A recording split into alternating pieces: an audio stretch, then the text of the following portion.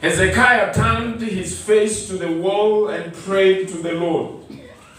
Remember, O Lord, how I have walked before you faithfully and with wholehearted devotion, and have done what is good in your eyes. And Hezekiah wept bitterly.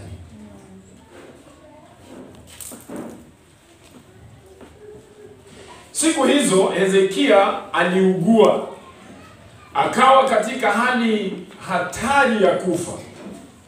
Na Isaya nabii mwana wa Amozi akaenda kwa mfalme akamwambia, Bwana asema hivi, tengeneza mambo ya nyumba yako, maana utakufa wala hutapona. Basi Hezekia akajigeuza, akaelekeza uso wake ukutani, akamwomba Bwana akasema, Bwana, kumbuka haya na kusihi, kwamba nimekwenda mbele zako katika kweli na kwa moyo mkamilifu, na kutenda yaliyo mema machoni pako. Hezekia akalia sana sana. Baba, tunakushukuru kwa neno lako. Basi andaa mioyo yetu kulipokea kadiri ulivyokusudia. Katika jina la Yesu nimeomba na kuamini. Amen. Amen.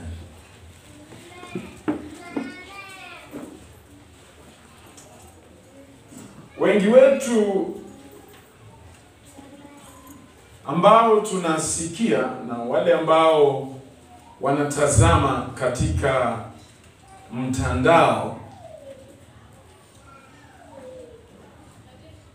ni vema sauti nyingine ya nje ikikueleza ya kwamba maisha yako hayako katika oda.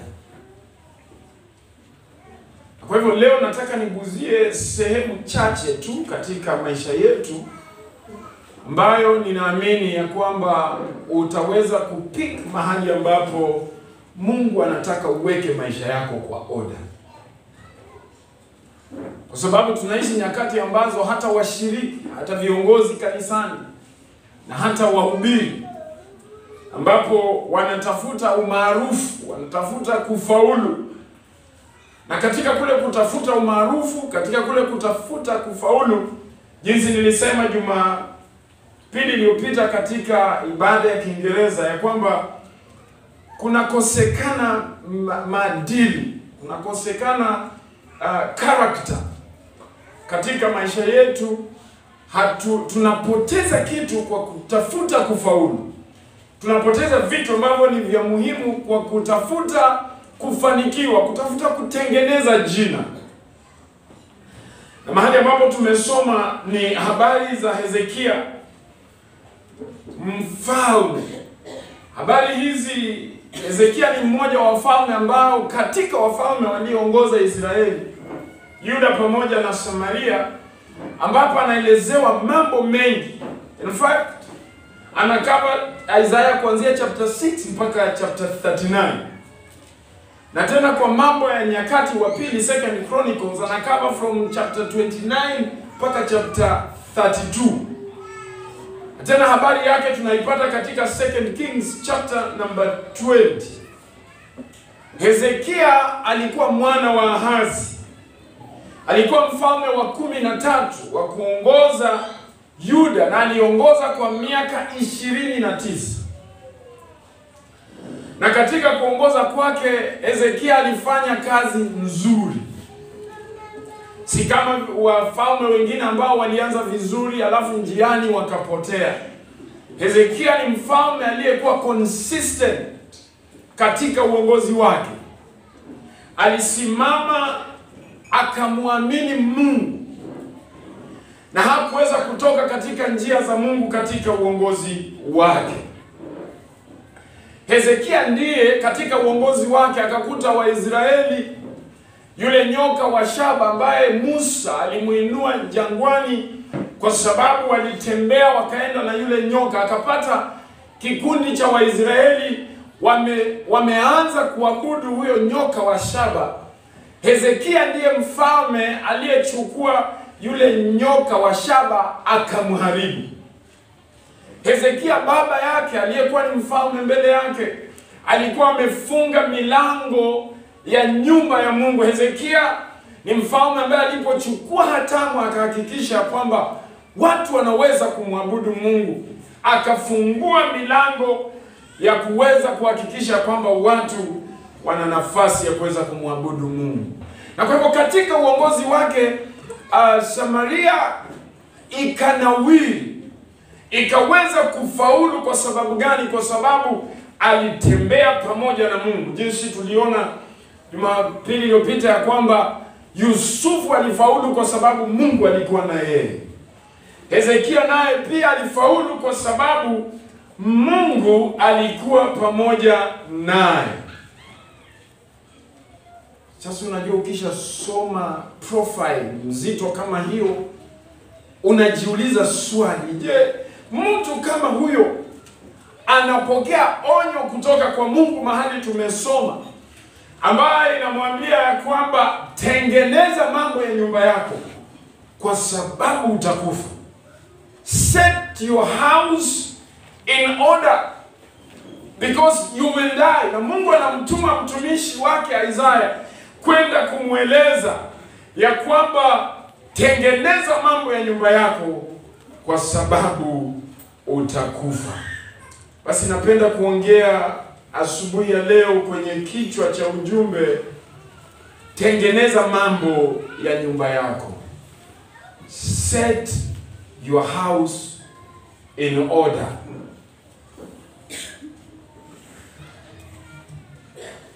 Ni kweli ya kwamba Hezekia alikuwa mgonjwa. Hilo si jambo ambalo tunaweza kubishana kwalo. Na alikuwa mgonjwa si wa kawaida. Alikuwa mgonjwa ule, umewahi kukutana na mtu ameenda kutembelea mgonjwa, alafu akirudi unamuuliza yule ndugu anaendeleaje? Anakuambia tunangoja tu. Yaani hakuelezi mambo mengi. Anasema tu tunangoja tu. Kama ni kule mashambani, hata mtu akishtuka tu kitu akapiga nduru kidogo, wanasema haya ameenda. Kwa sababu walikuwa wanangoja tu. Yaani yule mgonjwa mahututi. Maandiko anasema ya kwamba alikuwa mgonjwa kiasi cha kufa. Alafu mtumishi wa Mungu Isaya anapokuja kwake, anakuja anamwambia Mungu anasema hautapona, utakufa. Afadhali hata kama ni pastor alisema, kwa sababu pastor si Mungu.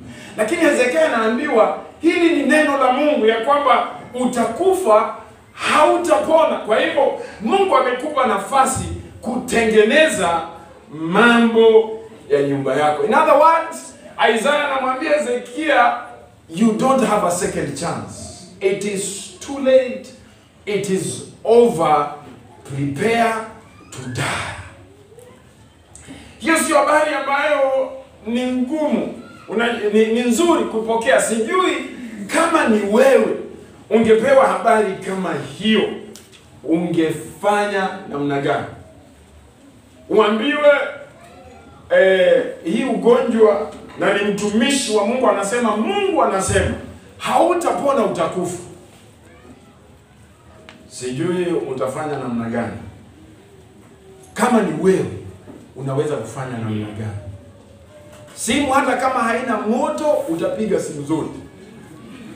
Utasema hata kama haukuwa na credit, nitafuliza, watalipa baadaye. Lazima niongee na fulani. Ujinga wa wanadamu. Sasa ukishaongea na yeye, ultimatum ikisha kuja, imekuja. Bwana asifiwe. Na warning hii ambayo inakuja kwa Hezekia ni onyo ambayo inaweza kuwa inakuja kwetu leo. Nataka tu tuweze kuwazia, kwa sababu tunahitaji baraka. Tunapenda kusikia habari za baraka. Ni vizuri kwa sababu Mungu ni Mungu wa baraka, na ni vema kusikia anapotueleza kuhusu baraka. Lakini swali langu ni kwamba what is the state of your house? Is your house in order? Je, nyumba yako iko sawa sawa? Wengine wetu nyumba zetu ziko in chaos, in disorder, chaotic, corrupt, zimejaa wivu, kuchukiana na kuchukiwa, greed, zimejaa mambo ambayo unajua kabla Yesu hajafanya muujiza wa multiplication. In the book of Mark chapter 6 verse 40 kuendelea pale mbele hadi 41 anasema ya kwamba basi yapange makutano katika makundi ya mamia, alafu baada ya makundi ya mamia yapange pia kwa makundi ya 50. Before the miracle of multiplication happened, Jesus ensured that the people were in order. Kwa hivyo Mungu wetu ni Mungu wa mpangilio. Mungu wetu ni Mungu ambaye anafanya mambo kwa mipango. And before that miracle, there was supposed to be order. Now wengi wetu tunalia, we cry for multiplication in our lives. Kila mara nasema, Mungu multiply my finances. Mungu multiply the fruit of my womb. Mungu multiply my business. I have a word for you today. Set your house in order. Nataka niguzie tu mambo manne alafu kisha nimalizie. Jambo la kwanza, you need to order. You need order in your heart. You need order in your heart.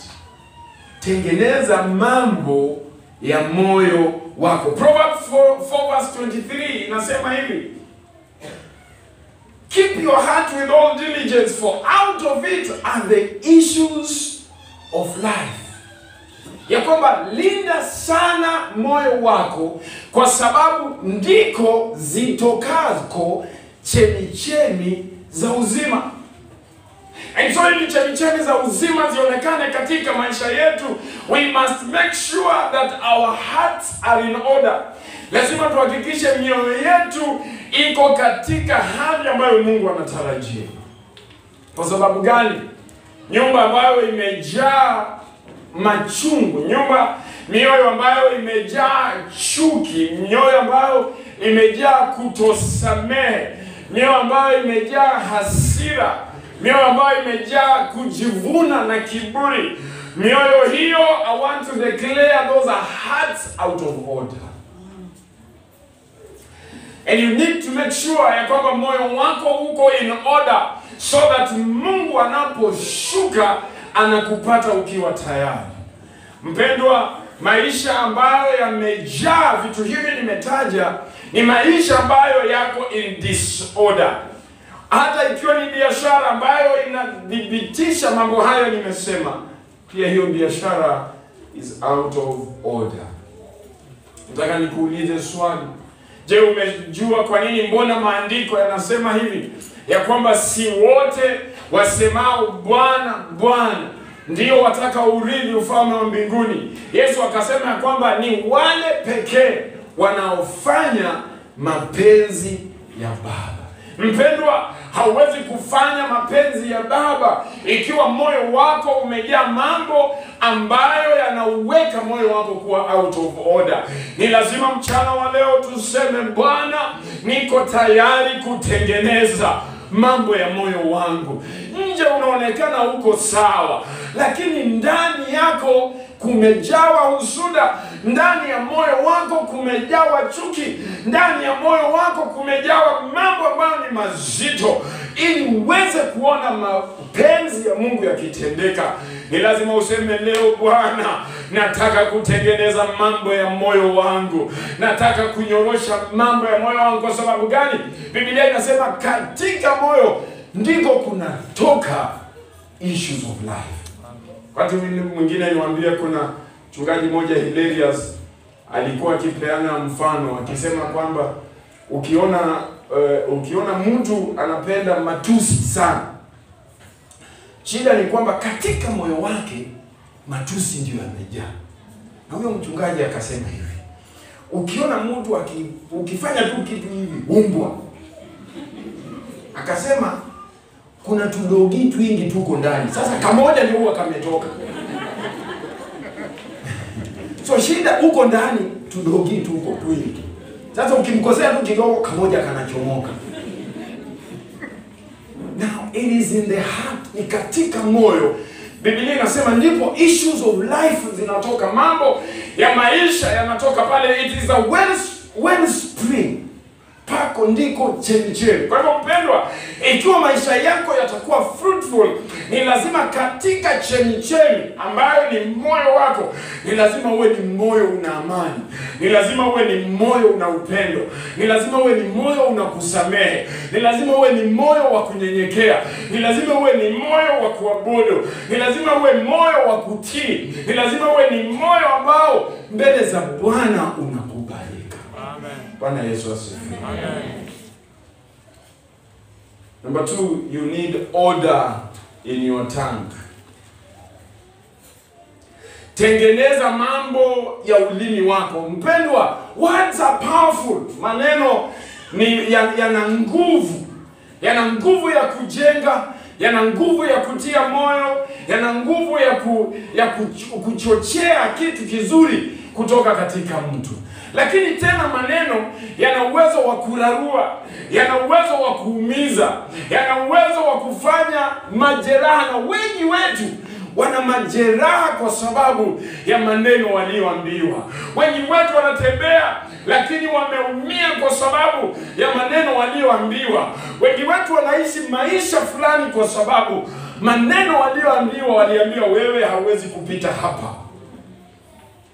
Na kwa sababu hiyo hawawezi wakafanya jitihada, kwa sababu walioambia ni watu waliokuwa na authority juu yao. Wengine aidha ni walimu waliwaambia, wengine aidha ni wazazi waliwaambia, wengine aidha ni wachungaji waliwaambia, wengine aidha ni mentors waliwaambia. Na kwa hivyo maneno yana uwezo na yana nguvu za kiajabu katika maisha ya mwanadamu. And God is calling us today to order our tongues. Andiko yanasema ya kwamba katika Mathayo 12:36 akasema ya kwamba unajua ya kwamba Mungu anaweka hesabu ya maneno unayoyasema. Inasema, I tell you that on that day of judgment people will give an account of every careless word they spoke. Na kumbe kuna siku ambayo maneno tuliyoyasema, kuna siku ambayo maneno tuliyoyatoa, wewe unasema tu hauelewi pasi, nilikuwa nimenock. Na hata kama ulikuwa umenock ama umekuwa knocked, maneno unayoyasema, maandiko yanasema siku ya hukumu utatoa hesabu. And that's why this morning you must keep your tongue in order, because maneno unayoyasema utatoa hesabu. Na je, niulize swali, katika kanisa unaweza kupata ulimi wa uovu kanisani? Sisemi hapa, lakini tu kanisani unaweza kupata ulimi wa uovu. Unajua ulimi wa uovu ni ulimi ambao unapenda kuongea mambo ambayo huyajui. Huyo jamaa huyo kwa anajifanya tu. Hata siku nyingine nilimpata, na hata siku hiyo huyo jamaa hakukuwa Nairobi. Na wewe unasema ulimpata, nikamuona tu akajifanya hanioni. Ulimi wa uovu ni ulimi ambao unajenga story mahali hata story haiko. Ulimi wa uovu ni ulimi ambao unapenda kusingizia. Hauna uhakika kuhusu jambo, lakini unasema tu hamjui nani alifanya hivyo. Asini fulani. Hauna uhakika, na sisemi wewe ulimi wako ni kama uko sawa. Jinsi ninakuona huyo jirani yako, ninasema jirani si wewe. Jirani yako huyo. Yaani ulimi unaobuni maneno. Umewahi kukutana na mtu Ukimuuliza sana anasema wewe hata kuna mtu kukuambia weka, hutaki kuchanuka. Si kwamba hutaki kuchanuka kwa sababu umeinterrogate maneno ambayo amesema ambayo hayana ukweli. Manufacturing of stories. Unajua wakati mwingine mimi usikia story mpaka ninashangaa. Lakini nikueleze mpendwa ya kwamba asubuhi ya leo neno la Mungu linatuita to order our tongues. Ya kwamba ndimi zetu ziwe katika order, tutengeneze mambo ya ndimi zetu. Kitambo ndio watu walikuwa na sengenya, siku hizi ni kama hawasengeni sana. Watu, lakini jinsi umeniangalia imejibu. Kuangalia tu kwa uso, niangalia tu kwa uso nisema kumbe hiyo statement nimesema I withdraw immediately. Kumbe bado watu wanaendelea. Hizo ndimi, kumbuka maneno hayo unayoyasema ambayo si kweli. Maneno hayo unayosema ya kumshusha mwingine. Maneno hayo ambayo unasema ya kumrarua mwingine. Maneno hayo ambayo unasema ya kumchafua mwingine. Maneno haya siku moja utatoa hesabu mbele za Mungu. Sijui utamueleza Mungu nini. Lakini leo una nafasi mpendwa, asubuhi hii kusema leo hii ninataka kupanga maneno ya ulimi wangu. I want to leave those attack words. Nataka kuacha hizo gossip, nataka nitumie maneno clean, maneno ya kweli, maneno ambayo yanajenga, maneno ambayo yanainua. Unajua ndio maana Yakobo anasema in James 3:8 anasema ya kwamba bali ulimi hakuna awezaye kuufunga, ni uovu kuufuga, ni uovu usiotulia, umejaa sumu inetayo mauti. Watu wanapenda hiyo sehemu ya kwanza. Wanasema unajua hata maandiko yanasema kweli. Hakuna mtu anaweza kufuga ulimi alafu wanawachia hapo. Lakini soma hiyo verse mpaka mwisho inasema na kwamba iletayo mauti. Kwa hivyo ni jukumu letu kusema ya kwamba Bwana, sitaki kuendelea kwa mauti kwa sababu ya ulimi, kwa sababu ya mambo ninayoyasema. Na kwa hivyo asubuhi hii ya leo I need order in my tongue. Nataka kuseme Bwana nisaidie. Wewe uliyeumba mbingu pamoja na nchi, wewe uliye na uwezo wa ajabu katika maisha ya mwanadamu, nataka leo nipange mambo ya ulimi wangu.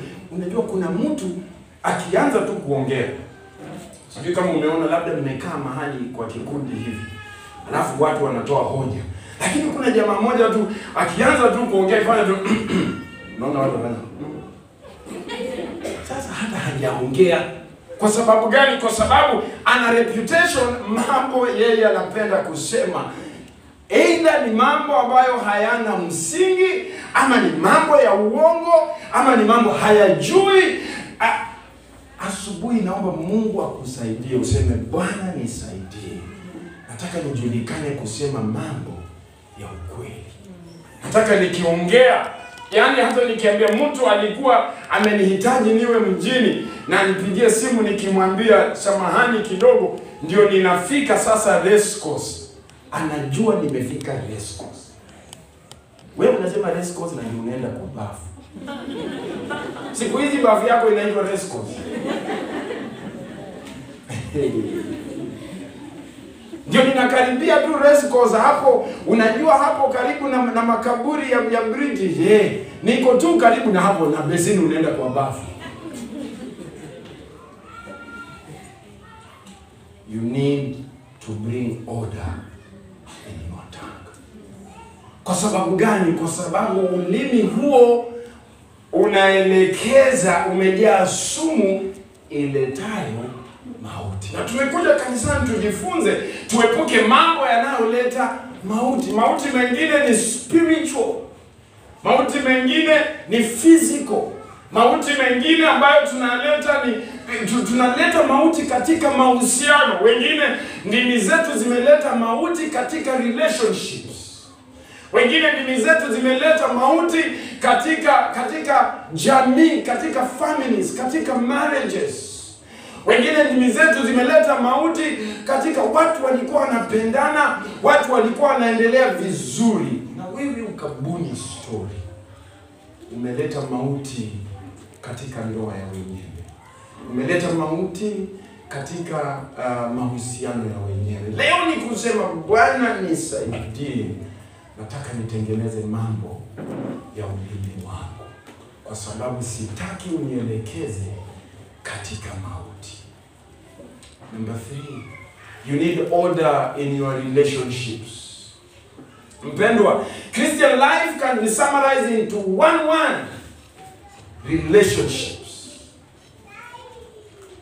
Yesu alipoulizwa, akaulizwa, je, ni amri gani ambayo ni kuu zaidi ya amri zote? Akasema amri ni moja hii tu: mpende Mungu wako na moyo wako wote na akili zako zote, na mpende jirani yako kadiri ambavyo unajipenda. Katika Mathayo 22 verse 34 to 40 anasema ya kwamba mpende Mungu alafu mpende jirani. In other words, uhusiano wako na Mungu uwe sawa, kwa sababu ukimpenda mtu uhusiano wako ni sawa na yeye. Alafu anasema pia mpende na jirani yako kadiri ambavyo pia unajipenda. Mahusiano, mpendwa, and God is calling us today to have order in our relationships.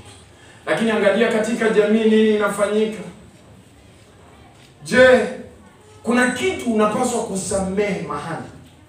Kuna marafiki ambapo unapaswa kuwasamehe? Je, kuna colleagues kazini, kuna relatives, kuna ndugu zako ama dada zako, kuna mahusiano ambayo yamevunjika kati yako na ndugu zako ama hata na wazazi? Na wengine ambao wanasema huyo jamaa sitaki kusikia jina lake, na mwenye anaita huyo jamaa ni baba yake. I want to assure you, according to the divine order ya Mungu, baba anabaki baba. Wenda ikawa hata changamoto zingine unazozipitia ni kwa sababu ya kumdharau baba. Ndio, ni kweli, wakati mwingine kunaweza kuwa na baba ambaye ana misbehave.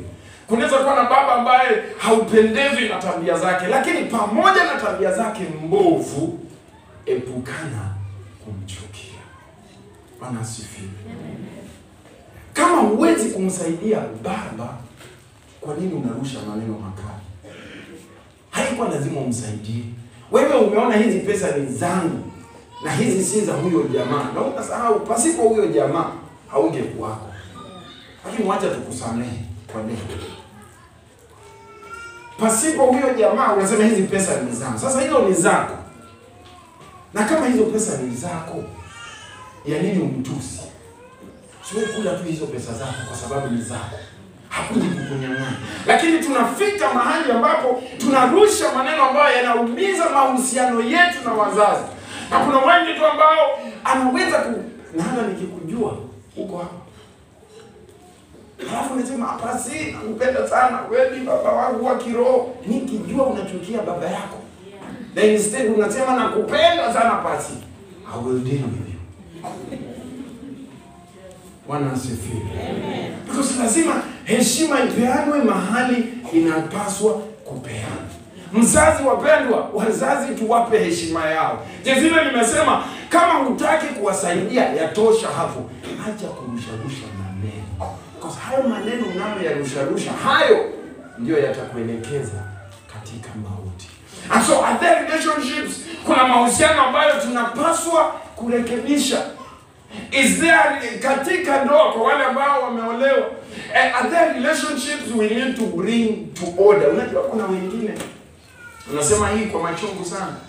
Kuna wengine wameolewa ama wameoa lakini they are only roommates. Wengine wanasema tu kwa sababu ya watoto waacha tu ni hang around. So kila anafanya ana hang around. Which means mahusiano yale yameweza kuvunjika. Leo Mungu akusaidie. Don't just hang around. Mzee, don't just hang around. Mama, don't just hang around. Omba Mungu akusaidie uweze kuleta order katika ndoa yako. Uweze kupangilia mambo ya ndoa yako vizuri, ili ya kwamba Bwana anapotazama akitoka juu anaona there is a flow. Anaona ya kwamba kuna flow katika, unajua hata wakati mwingine maandiko yanasema kwamba kuna maombi mengine ambayo hayawezi kusikika kwa sababu ya mahusiano yaliyoharibika. Eti kwamba kuna sadaka nyingine, haijalishi size ya sadaka. Eti kwamba kuna sadaka nyingine, maandiko yanasema ya kwamba unapoleta sadaka na ukakumbuka fulani hatuelewani pamoja na yeye. Maandiko yanasema weka kwanza chini, nenda mpatane, ndiposa sadaka yako ikubalike. Lakini wewe umepita pale, hata umetusi mtu, umerusha maneno, alafu sadaka unakuja na sadaka yako, unasema tunaleta zile Mungu ametubariki. Mungu, tunataka baraka kutoka kwako, ni wewe pekee Bwana tumeleta mbele yako. Unafiki. We need order in our relationships. Now order does not mean, haimaanishi kwamba ni lazima umekubaliana na mambo yote ambayo yalikuwako. Because if we don't have strong Christian homes, we cannot have strong church families. Hatuwezi kuwa na kanisa ambalo limesimama ikiwa kuanzia nyumbani. If we have a weak family unit, then we have weak churches. Uhusiano wetu katika nyumba ni muhimu katika uhusiano wetu pamoja na Mungu. Uhusiano wa mwisho is our fellowship with God, our relationship na Mungu. Kuna wakati mwingine, kuna ndugu mmoja nilikuwa nimependa hiyo salamu. Ulikuwa mkikutana na yeye akikusalimia, anakuuliza habari ya Yesu ndani yako. Kwa sababu akikwambia yako utasema poa sana. Lakini wa Yesu unafikiria kidogo. Hata ukisema poa, akishaenda unajiuliza, kweli Yesu ndani yangu wako poa kweli? Kuna vitu nimefanya zimemkasirisha huyo Yesu. Inakupea question. Nilikuwa napenda salamu hizo. Nasema habari ya Yesu ndani yako. Hiyo swali haipendi, hizo salamu hazipendi sana. Kwa sababu gani? Kwa sababu zinakuuliza uhusiano wako na Mungu uko namna gani. Na ikiwa uhusiano wako na Mungu uko sawa, basi uhusiano wako na maandiko yanasema kwamba if your relationship with God is good, God will cause your relationship with men to be good. And if you find favor before God, He will cause you to find favor before men. Shida ni kwamba tunaanza the wrong side. Tunaanza na wanadamu, alafu tuende kwa Mungu baadaye. Order ni kwamba anza na Mungu, alafu kishaanza na Mungu atakusaidia ya horizontal. Unajua kuna watu wengine hawapendeki hata ukiwapenda. Bwana asifiwe.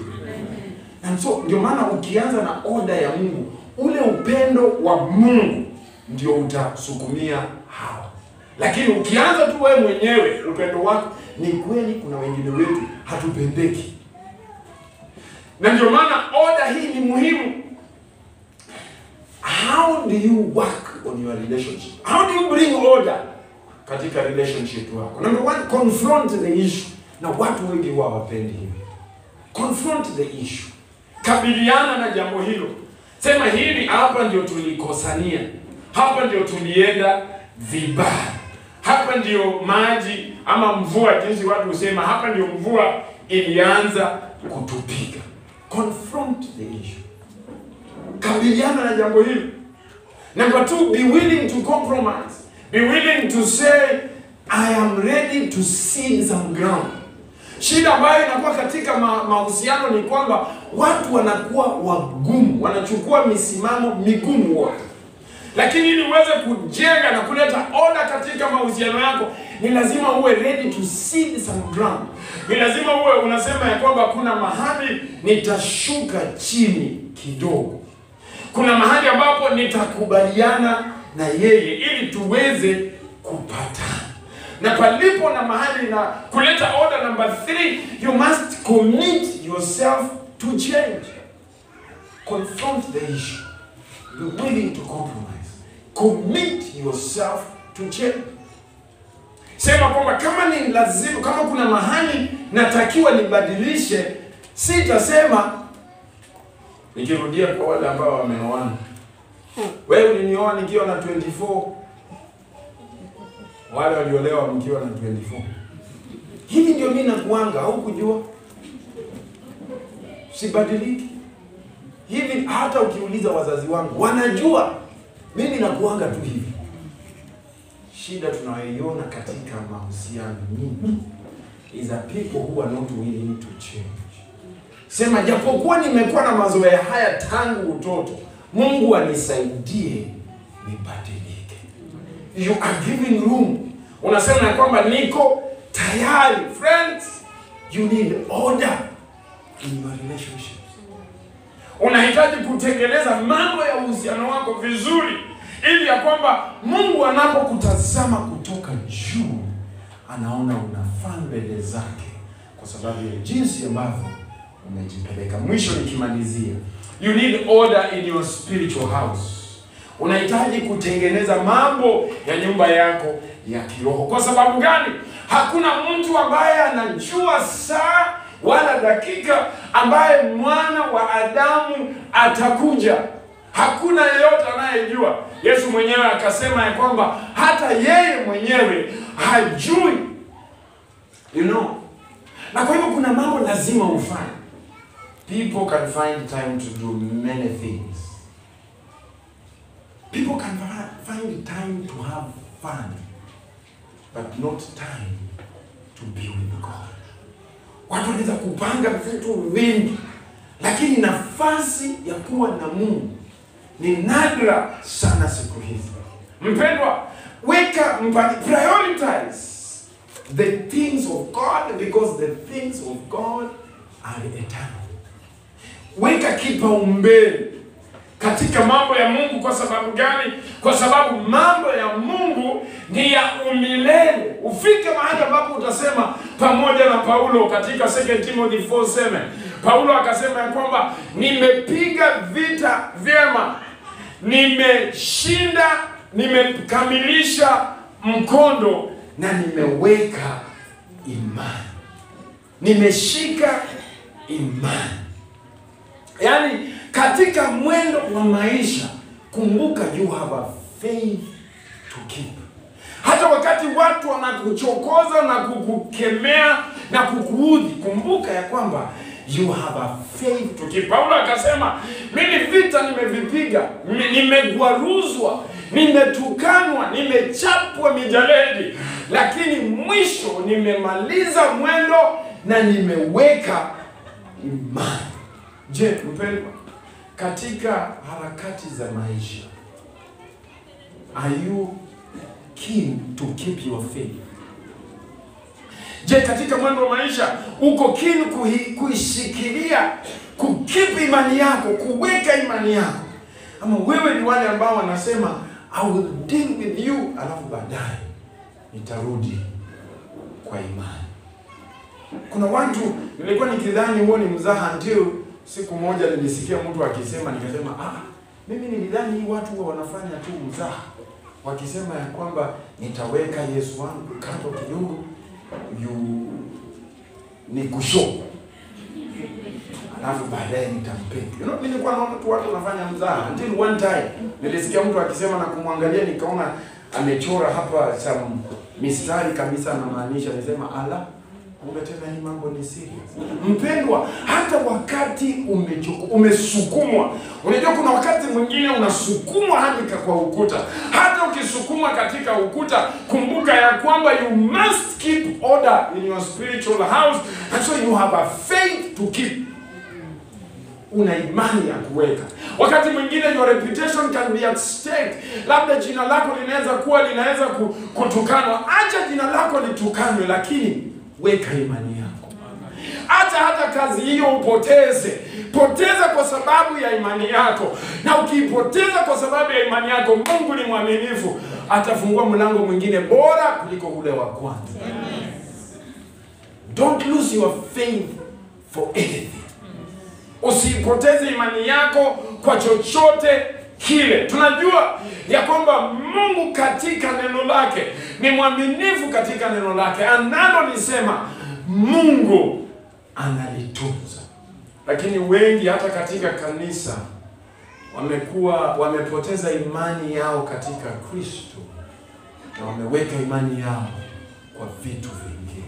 Mtu mwingine alisema ya kwamba it is in the church that we have unbelieving believers. Yaani ndio wanaamini, lakini wanaamini wakati mambo yako sawa, lakini yakiwasukuma kwenye ukuta, they have other options. Unakuja kanisani lakini una option B. Mpendwa, put in order your spiritual house. Kuna wale ambao wamekuja kanisani kama insurance. Niko kanisani kwa sababu nikipatwa na shida kanisa litanisaidia. Niko kanisani kwa sababu yani ni mahali ambapo ni kama bima. Ni kama bima, amekata bima kwa njia ya fungu la 10. Kama nikitoa fungu la 10 basi bima yangu hiyo ndio premium. Nimetoa ile monthly premium. Nataka nikwambie mpendwa, set your spiritual house in order. Kwa sababu kuja kwa Bwana kumekaribia. Haujui siku, haujui saa, haujui wakati. Mpendwa, in putting your house in order, Ezekia alipoambiwa kwamba weka nyumba yako katika order, aligeuza uso akageuka kwa ukuta. Na alipoenda kwa ukuta akaomba, when faced with difficulty, who do you turn to? Wakati unapokumbwa na mambo magumu mazito, unageukia nani? Ezekia alipoambiwa this is an ultimatum of death, maandiko anasema akageukia Mungu kwa ukuta, akageuka uso kwa Mungu, na alipogeuka kwa Mungu akamweleza Mungu mambo yake. Mpendwa, wewe unageukia nani? Kuna mtu mambo yalipokuwa magumu akageukia pombe. Kusema acha inisaidie kidogo itoe. Na alisikia wengine wakisema tulijaribu hii pombe itoe nisahau hayo mabaya au mazito. Nilipomaliza kesho yake nikakuta kumbe hata nilimess tena yale magumu yako na nimeongeza mengine. Na tena wewe wakati unafika kwa ukuta, Ibilisi anakuambia rahisi, gonga tu one for the road. Ukigonga one for the road utakuwa sawa.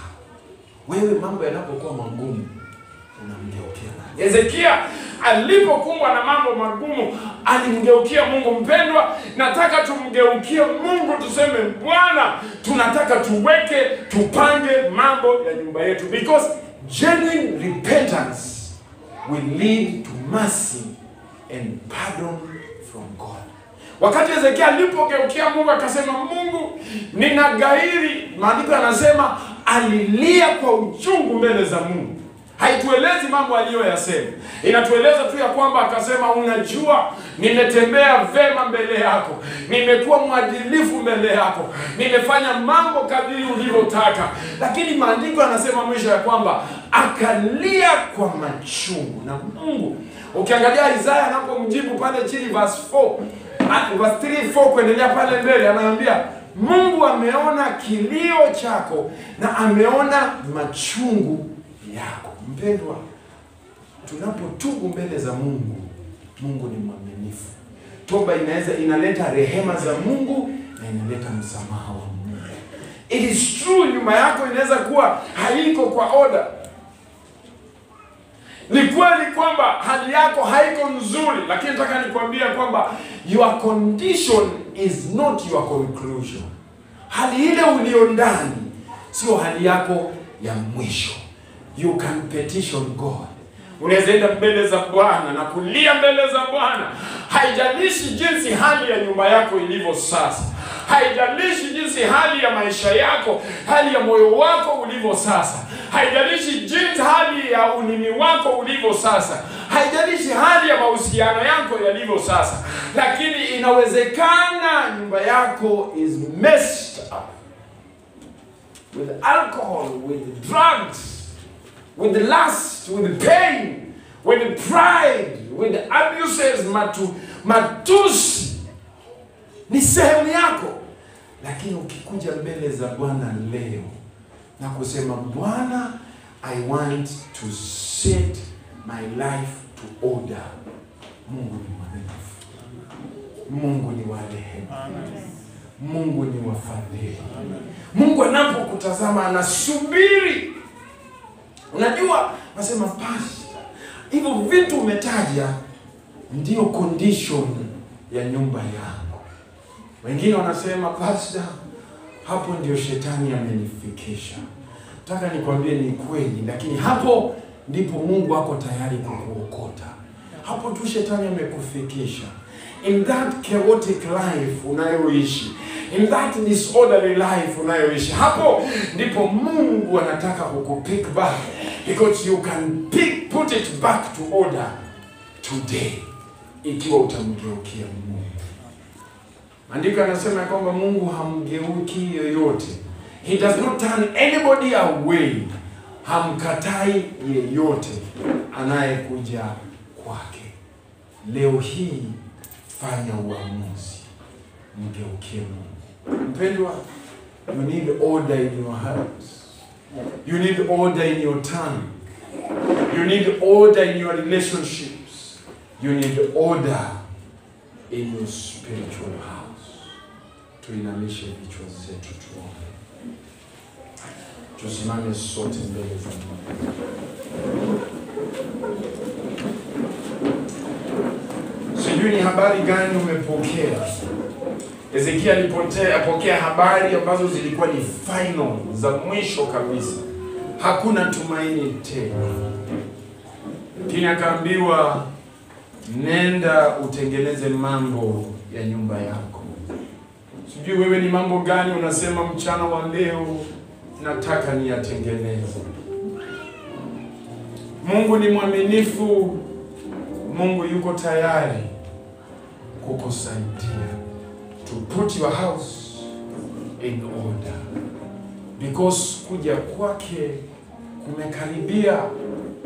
Haijulikani siku, haijulikani saa, haujulikani wakati. Nafasi ni yako mpendwa, kwenda mbele za Bwana na kusema, Bwana, I want to put my spiritual house in order. It doesn't matter the mess. It doesn't matter the extent of the mess. You can turn to God today. Naye Bwana atakusikiza. Tuombe pamoja. Baba, katika jina la Yesu Kristo, ni kweli wengine wetu Jehova, maisha yetu yako in chaos. Maisha yetu yako ina mess. Neno lako limesema kwamba kuna nafasi ya kutengeneza tena mambo ya nyumba yetu. Wengine mambo ya ndimi zetu ni mambo yasiyosikika. Baba, leo tuko tayari kusema tusaidie kutengeneza mambo za ulimi za ndimi zetu. Tuko tayari wengine kwa sababu ya mahusiano yaliyoharibika. Tuko tayari leo kusema, Baba, help us to order our relationships. Tuko tayari kusema, Lord, our spiritual house is in a mess.